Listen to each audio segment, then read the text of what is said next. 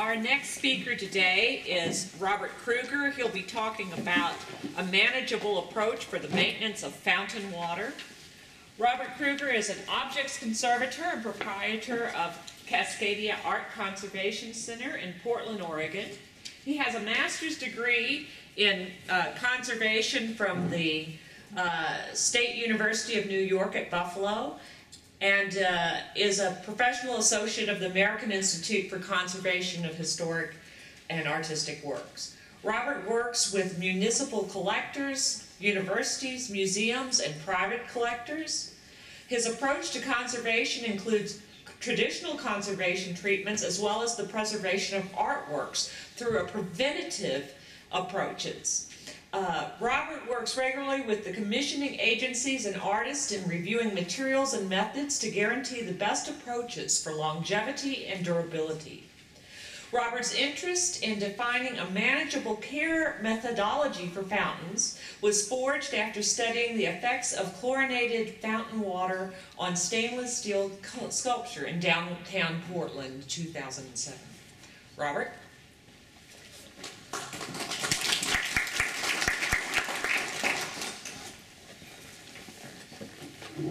Thank you. Good morning. Can everybody hear me okay? Okay.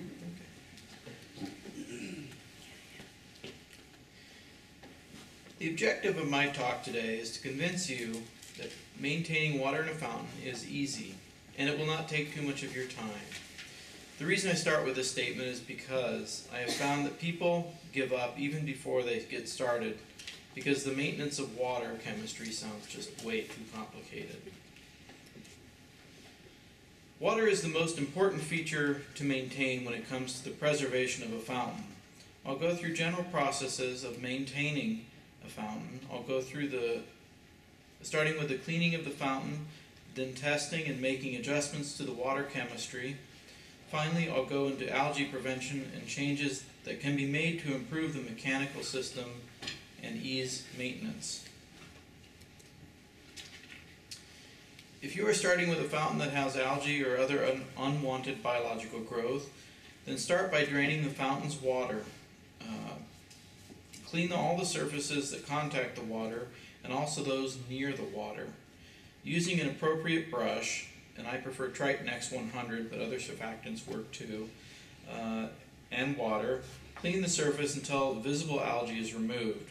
If you want to be extra cautious, you may use something like D2 to be sure that the algae are dead.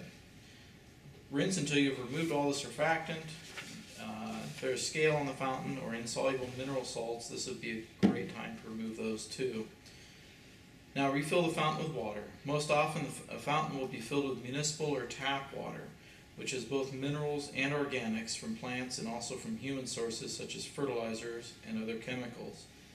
And this will vary greatly depending on where in the country you are. I know here in Kansas City the water is full of great things, full of fertilizer bits, and the water is very hard, so you have lots of minerals, as opposed to where I'm based in Portland, Oregon, where we have very soft water. It's very clean. It's much different.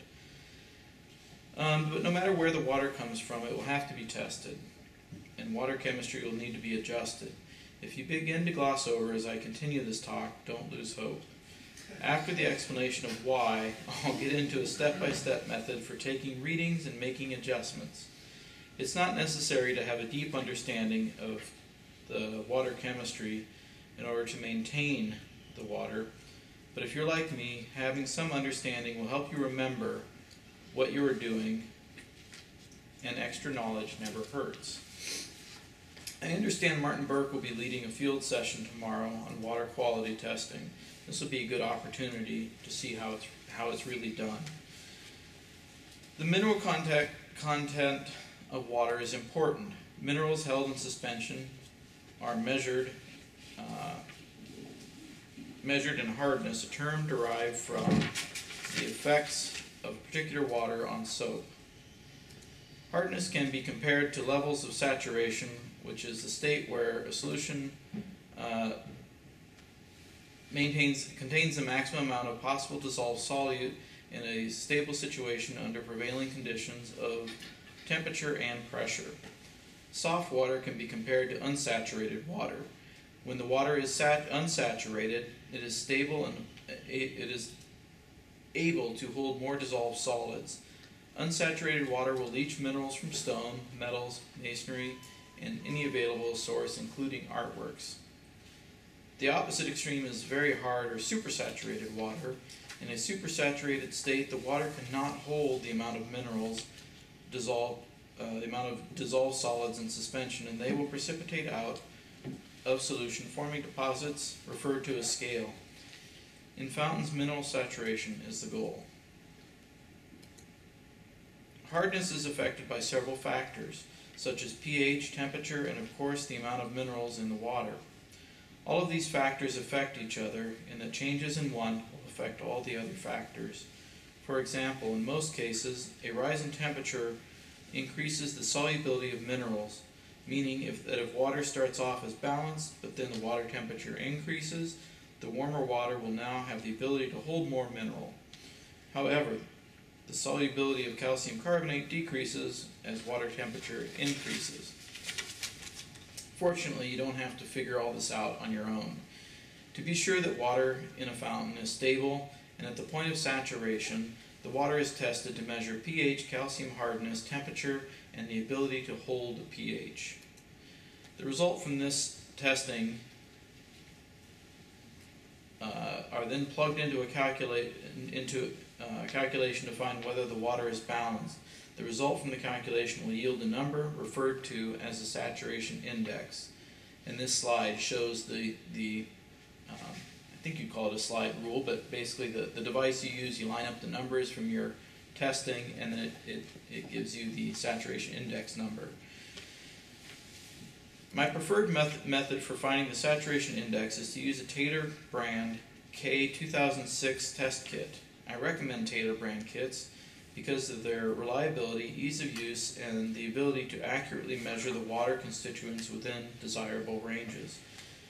There are other methods for testing, and as long as the recommended factors can be reliably tested, then other procedures may be used. The K2006 is available from your local pool supply or spa store, or you can order it online. The kit comes with all the reagents needed to make colorimetric measurements. Each individual factor is tested, then using the results of each test and the slide wheel calculator I just showed, the saturation index can be determined. The approach for simple fountain is to test the water weekly and make adjustments as needed. Weekly testing and adjustments should only take about 10 to 20 minutes once you've kind of established the routine. Depending on whether or not you need to make adjustments at that time. I will discuss how to make changes in order to balance the water later in this talk. No matter what type of fountain you have, balanced water is a starting point for a fountain with clean, clear water that is aesthetically pleasing and least likely to harm the artwork or the fountain itself. From this point, maintaining a fountain depends on how the mechanical system is set up. If the fountain is simply a small reservoir of water, a pump and a rubber hose, then there are only a few things you can do. If you have more complex mechanical systems, then there are more options for treating the water to keep it clean, balanced, and algae-free. As water evaporates, more water can be added to a fountain until the water becomes too hard. Because of the limited capacities of a mechanical system in a simple fountain and lack of any filtration system, it is likely the fountain will need to be periodically drained and refilled. In a simple fountain, there are a few options for algae prevention. One option, of course, is to drain the fountain whenever algae appears. The other option is to use an algicide. In many cases, it is practical to use halogens such as chloride or bromide, or metals like copper or silver to control unwanted growth. Chlorine is the most common method used to eliminate unwanted biological growth. Chlorine used in a fountain can be effective at disinfecting water, but may have other unwanted side effects. Chlorine used in an outdoor feature will add a swimming pool odor to the surrounding area. chlorine, and other halogens can deteriorate the mechanical systems of the artwork in contact with the chlorinated water or the vapors from these waters. Copper and silver are commonly used to control biological growth in water. Some studies have shown that particular growths in a combination of copper and silver work better. Copper acts as an algistat rather than an algicide, retarding and preventing growth, but not actually killing established algae. Silver is an algicide for pink algae, but otherwise is a better bactericide. The use of metallic algicides will eventually cause staining on surfaces such as basins and artwork. Another option for killing algae is to use a quaternary ammonium, also referred to as a quat.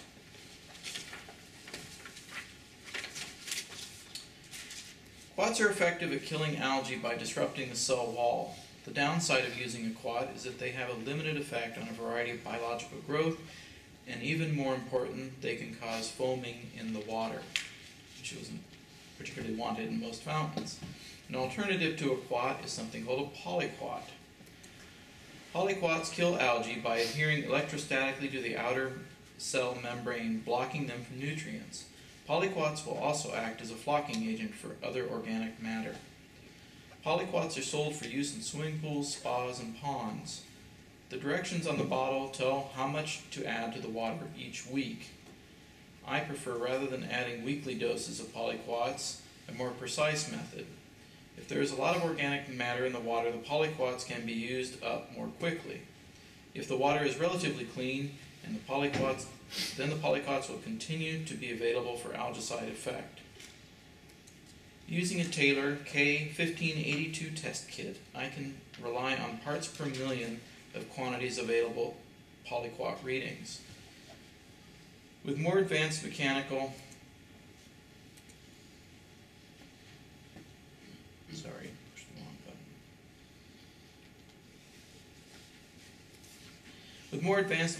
systems, there is a greater ability to control the water and restrict the water's ability to support life. Adding a filter to the system will increase the ability to maintain balanced and algae-free water. There are many levels of filtration, such as screens, activated charcoal, particulate filtration via pleated media, sand filters, and diatomaceous earth filters. Along with filtration, some systems have UVC sanitizers. UVC destroys bacteria, viruses, and fungi. The killing of organisms is expressed as a product of UVC energy and time. The effectiveness can be obtained with high intensity UVC energy in a short amount of time, or a longer exposure to a low intensity of UVC radiation. The UVC radiation penetrates the organism, causing a disruption in unsaturated bonds, which leads to a biological change or kills them. UVC is easily blocked and can only penetrate a certain amount of water before it is effective. In order for UVC systems to work optimally, the water must be filtered before being exposed. Another level of control is to limit the nutrients within the water. Nitrogen, phosphorus, sulfur, carbon, and iron, and many trace minerals are required for algae to grow. When waters are enriched with an abundance of these elements, the water is considered eutrophic. In a eutrophic state, the water is highly productive for biological growth. In terms of water quality, eutrophic waters are considered poor. Mesotrophic water has these nutrients but in limited quantities, allowing some plant growth. In the mesotrophic state, the water is considered good quality. But for most fountains, the goal is to have a very non-productive water, or oligotrophic water.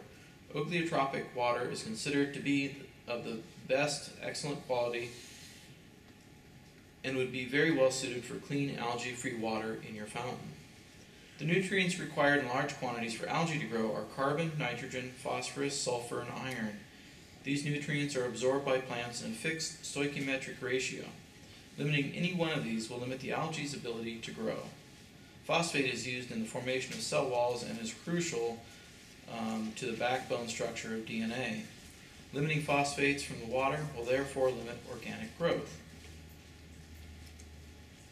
From what I have found, unless your fountain is supplied from a distiller or has a sand or diatomaceous filter, then practical control of phosphate is very difficult.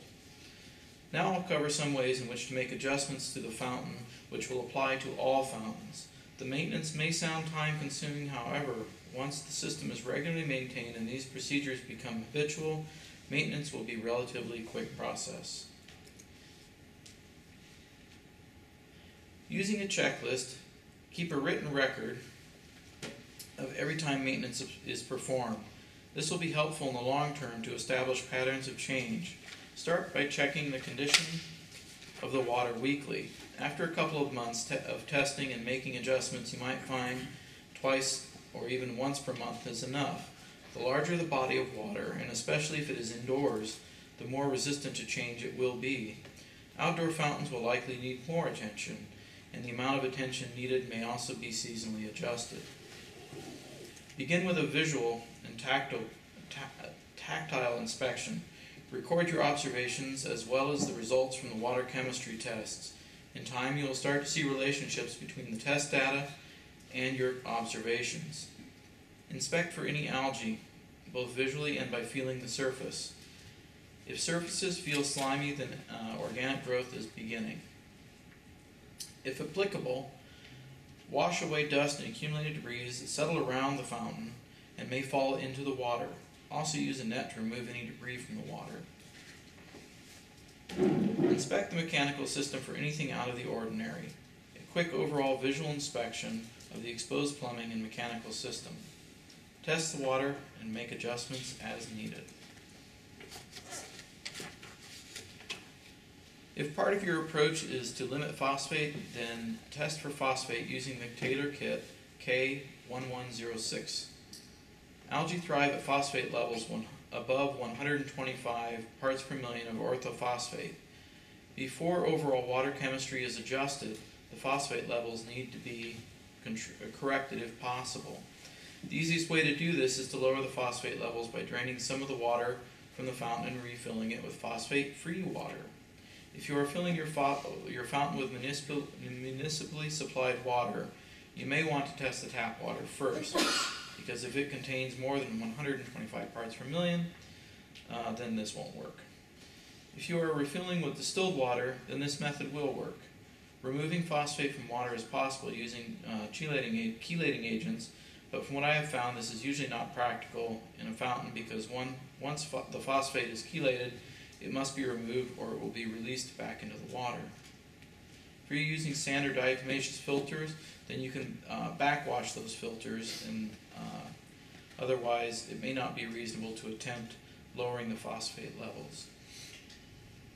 After making adjustments to the water for phosphate levels, check the phosphate levels again in 24 hours. Once phosphate levels are acceptable, proceed with the rest of the water chemistry testing. For all fountains, using the Taylor K2006 test kit and a thermometer, test conditions of the water and find the saturation index number. When the water chemistry test results indicate changes are needed, the additives should be placed directly into a holding tank or the area where most water is stored within the fountain. If additives are dry chemicals, they should be diluted in water before they are added to the fountain.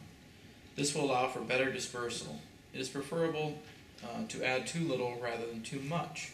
It is easier to add a little bit more rather than remove too much that's been added. Be sure to measure the amount of water in the holding tank before calculating additions. If adjustments are needed based on the saturation index results, begin with the total alkalinity because adjusting the total alkalinity will affect the pH. It may sound counterintuitive, but total alkalinity is not an adjustment for pH, but rather it affects the overall, even though it affects the overall pH, it functions as a buffer to resist fluctuations in the pH. If the total alkalinity is low, add sodium bicarbonate or baking soda or a product called alkalinity up. After 24 hours, check the levels again. If it is still too low, add more. If the total alkalinity is high, drain some of the water from the fountain and add fresh water to the fountain. After 24 hours, check for total alkalinity again. After total alkalinity, pH is the next crucial adjustment. If the pH is too low, add soda ash, sodium carbonate, or a product called pH up. After 24 hours, check the level again. If the pH is too low, add more calcium carbonate. If the pH is too high, drain some of the water from the fountain and add fresh water to the fountain. Test after 24 hours. After adjustments have been made to pH, then recheck the total alkalinity. Finally, test the water's hardness as total calcium carbonate. If the hardness is too low, then add liquid calcium hardness up or calcium chloride. One should always question when chloride is being added around a sculpture. In this case, the amount of free chlorine being introduced into the system should not pose any harm to the artwork. Never add calcium hypochlorite. This is a product for adding chlorine to pools and will be harmful to the system and to the artwork. If the hardness is too high, drain some of the water from the fountain and add fresh water to the fountain. After 24 hours, check for hardness again. It may be worthwhile to also test the water supply for hardness. If adjustments were made to lower the hardness, retest total alkalinity and pH. And even though I make this sound like very tedious, long procedures, it really, once you get it down, it's a very quick process to check all these things. It becomes very routine. Next, check the polyquat levels. Using a Taylor K1582 test kit, one can rely on parts per million quantities available of polyquat readings. And all my research is based on reading other people's research. And a lot of this information comes from municipal water suppliers and the procedures that have been used over the years and over the centuries for taking care of city water, and also from health department ratings. And so these numbers for polyquats that I came up with, I have yet to be able to test. Talking to Martin Burke earlier, he was using, I believe, 3 parts per million of polyquats. I was suggesting using 20 parts per million to start and then letting that drop down to 10. So there is some room for testing and adjusting down to get the minimal amount of polyquats needed to keep algae from growing. And my 10 parts per million is based on health department recommendations for things like hand sanitizers. So my concern is trying to match the needs of people who feel fountains should be treated as swimming pools, so we want to protect human health, and so that's why I put in 10 parts per million, because I'm trying to cover everything that would be covered by the chlorine. If your fountain has a media filter, then add inspecting the media filter to weekly maintenance. I recommend installing pressure gauges on both sides of that filter. This affords a quick and easy way to judge if filters are clogged and need replacing. Other types of filters are more complicated. If you have a filter that you are not familiar with, read the manual or refer to a consultant. If there is a UVC sanitizer installed, then read the owner's manual, find out how the lamp how often the lamp should be replaced, and how to maintain the unit. Many of the higher end units have built-in cleaning mechanisms that will clean the quartz casing around the lamp, so accumulated grime will not block the effects of the UVC radiation. Some units also have ports built in that allow the attachment of a UVC monitor. If the UVC sanitizer has a window, be aware that this window only tells you that the unit is on, but not an indication of the amount of UVC that is being produced. Usually after about 10 to 12 months of continuous use, the UVC output is dropped to a level where it is no longer effective and needs to be replaced. When you're using UVC sanitizer, it is important to review the manual that came with the sanitizer to make sure the water is maintained in a way that maximizes the sanitizer's ability to radiate the water. Here are some examples of parameters that I use based on the needs of the UVC sanitizer for the Noguchi fountain here at the Nelson Atkins Museum of Art. Turbidity, manganese, total suspended solids, and iron are measured using a colorimeter. For those tests, you may rely on your local pool supply store. Many of these suppliers have colorimeters in their stores so that they can provide their clients with the test results, and usually their charge is nothing to minimal. Another sanitation device you may find is an ozone generator.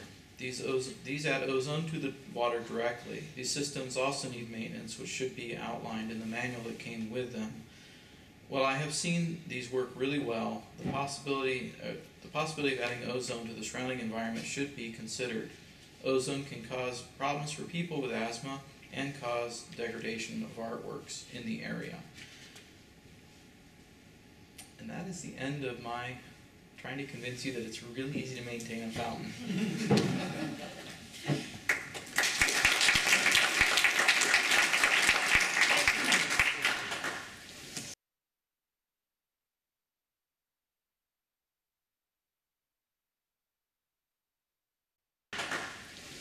Do we have questions? Yes, David. I do have a couple questions. Are you seeing, we've been specifying companies to come in and use large reverse osmosis systems, usually like a trailer that they can park for 24 hours to reduce the calcium hardness and really anything in the water. Are you seeing that more and more with for larger fountains where throwing away the water really is a bad option? Yeah, that's a really good question. I haven't worked with reverse osmosis. I can see how it would be beneficial, but I'm kind of focusing on trying to make this sound very manageable. Yeah, so a very large fountain, yes, you'd have to definitely consider the cost of throwing out the water. But no, have you found that it works really well, or do you know? Yeah, I mean, these systems, they can come in and in 24 hours, they could drop the hardness to zero. Wow. Really clean up the water.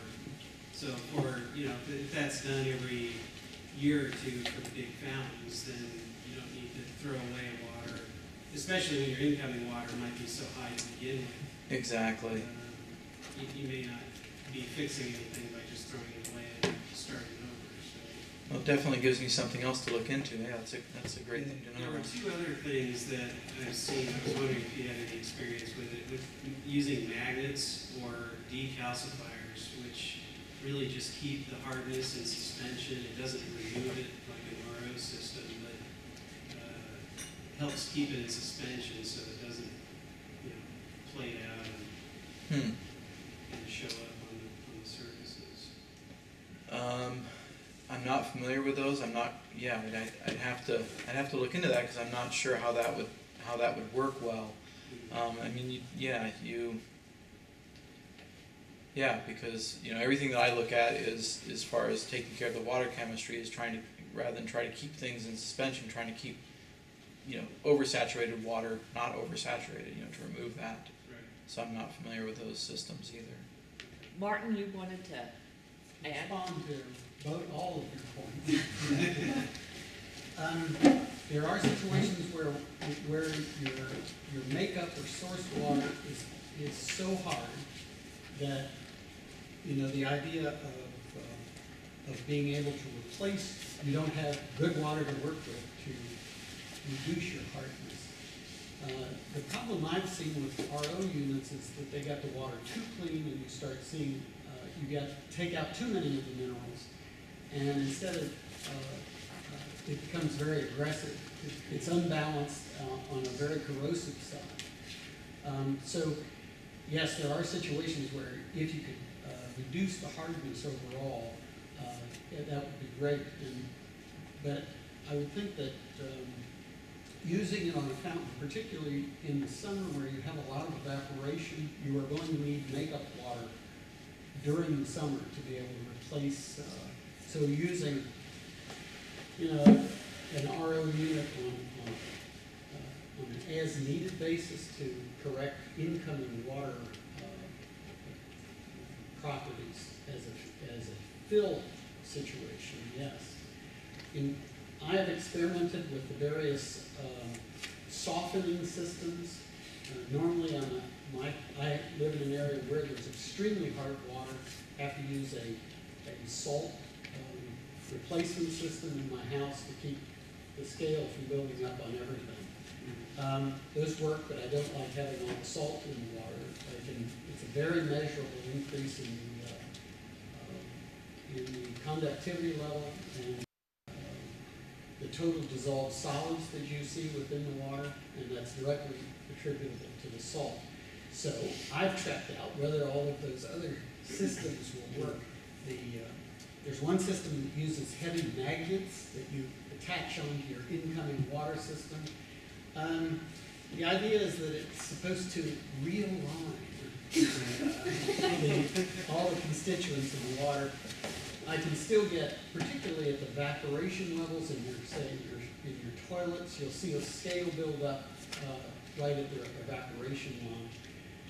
The newest one I've looked at is something called the Pelican brand system that uses heavy electrical current to, but I haven't tried it yet, but I think I'm skeptical that it's going to work. It is going to evaporate out of these the water line. And I guess I should say too, that, like I said, my part of the country, we're lucky that we don't have hard water. And I also start with the assumption that the municipal water supply will be adjusted, even though I've tested the water here in Kansas City and found some of the things like the phosphate levels are beyond what they should be. If you call the water department, they'll say, "Oh, of course not. That's not true." But I've tested it. But I'm going with the basic assumption that the water being supplied will be properly saturated, not super saturated. But so these aren't problems I encounter enough to really get into. Oh, yes. Well, I would just suggest when you do the UV lamp replacement, you also always replace the ballast. That's just a suggestion for you. And then secondly, I would very much appreciate if you could elaborate on your very last sentence, ozone causing possible damage to the arbor sculpture. Well, and this is something I left kind of vague and said something you should look into, is because ozone can, it's oxygen, and oxygen is very reactive and can cause a lot of damage. The question, and I've heard this too with people with asthma and different conditions will really sense it, but I don't know of a way of measuring ozone in the air easily. And I've seen the ozonator used in a public health department fountain in the lobby and have never heard of anybody having an effect, which makes me think that by the time the water is flowing out there, the ozone is pretty depleted, because ozone depletes really quickly and easily. So that's kind of why I left it a little bit vague about what the effects are. And the other thing I remember too in graduate school is learning about filters used in museums. You don't want to use something that creates ozone, but I've not really come up with a good answer as to whether that ozone is really in the air anymore by the time it reaches the ductwork in the museum. So I kind of leave that as a cautionary, something to be aware of. But they do work. From what I've seen, they work really well at keeping the water clean. Yes, Kate. Just one quick comment about the ozone problem. The only paper that I know that's really researched that is a paper that researched the effect of ozone on Japanese prints and dyes in it. It significantly changed the fading rate. So, in the museum environment may not be the best thing until we know more. Just One real last quick comment. on the ozone. You can actually use quite a bit of ozone safely by using the contact tank and then taking the off-gas from that, and you run it through an off-gas destruct unit that will take any excess ozone and revert it back to oxygen really quickly. The off-gas destruct is really just granular activated carbon with a heater to keep it dried out. So by doing that, by the time the water gets out to this tank, if you will, would be back at the equipment area. By the time the water gets to the fountain, there's no more ozone in it. So Exactly, and that's kind of my suspicion with the one system that I've seen working, is that by the time the fountain is, the water is pumped everywhere, it's already done its thing, and the ozone is, back to normal oxygen. Thank you, Robert.